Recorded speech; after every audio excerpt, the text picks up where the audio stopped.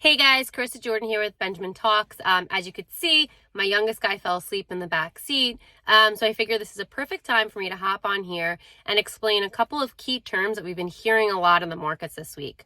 The first being the Federal Reserve, the second being the Fed funds rate, and they go hand in hand. So what is the Federal Reserve? The Federal Reserve is an independent government body that's job is to manage inflation as well as unemployment. Right now, the head of the Federal Reserve is Jay Powell. So you might have heard his name in the news recently. And right now, as we all know, inflation is the big concern of the market, right? Prices are increasing exponentially, especially in the energy space. We're all feeling it at the pump.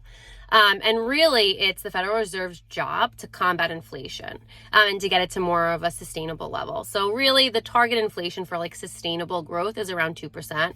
Honestly, the reports as of late is showing inflation at over 8%, which is really, really high.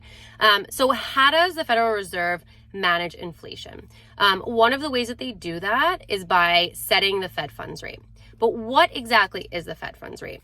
Well, the Fed funds rate is an interest rate that banks charge each other for overnight loans.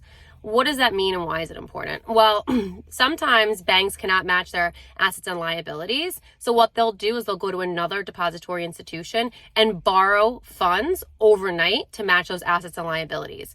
And by borrowing those funds, then they have to pay an interest rate. That rate, that overnight rate, is called the Fed funds rate.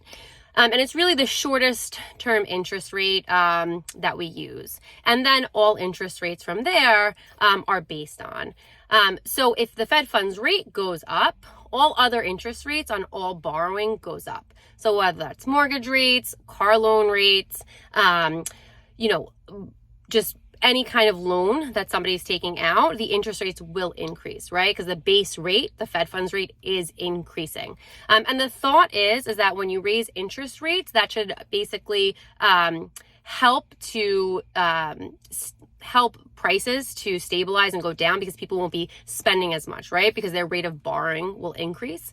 So that's really what the Fed funds rate is, as well as the Federal Reserve. We hope this is helpful. If you have any questions, let us know. We'll be doing a deeper dive into what the Fed did this week with regard to the Fed funds rate in our Market in a Minute. So be sure to check that out, and also check out our BT Gazette coming out on Friday, which will also give a written update on that. Thanks.